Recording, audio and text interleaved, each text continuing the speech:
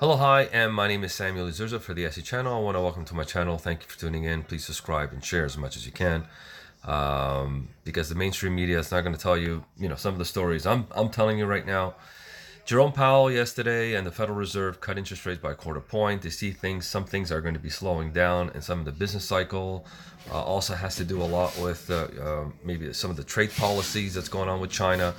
But overall, the economy's strong, consumers strong, business is kind of slowing down, and there won't be a recession. That's what he said. So we're going to listen, and I want you to share this to all, to everyone, all the people out there, especially the communists, the socialists, and the Democrats out there who are being brainwashed that there will be a recession next year, who are praying for a recession.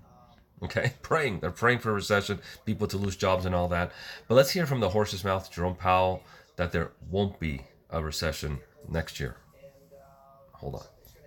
Sense is a potential amplifier of a macroeconomic downturn. It does not have the makings of anything that would undermine the workings of the financial system, for example, or itself create a shock that would turn the economy down. It's more of an amplifier.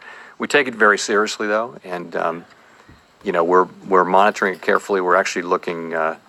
The Federal Financial Stability Board is actually conducting a project right now to identify where these loans are held all around the world. So it's a subject of a lot of study and work, and we're trying to keep on top of it.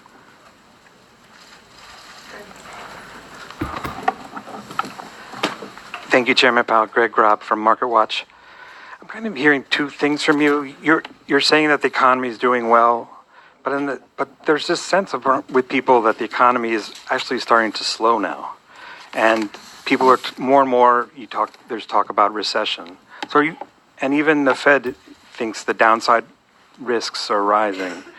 So is the economy over the next year, between now and the end of next year, you think GDP growth is going to hold steady and the unemployment rate? Could you talk about just how do you see the economy evolving over the next year? So I think, and my colleagues and I think all think, that the most likely case is for continued moderate growth, continued strong labor market, and inflation moving back up to 2%. And I think that's, by the way, widely shared among forecasters. The issue is more the risks to that. You have downside risks here, and we've talked about them. It's that global growth will have an effect on U.S. growth over time, less so than for many other economies, but still, there's a sector of our economy that's exposed to that. Trade policy uncertainty also has apparently has an effect. And you can see some weakness in the U.S. economy because of all that. But nonetheless, so the job of monetary policy is to adjust to both to insure against those downside risks, but also to support the economy in light of the existing weakness that we do see.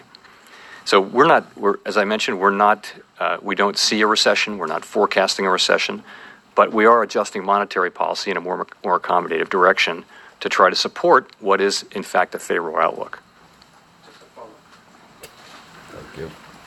And the inverted yield curve that we hear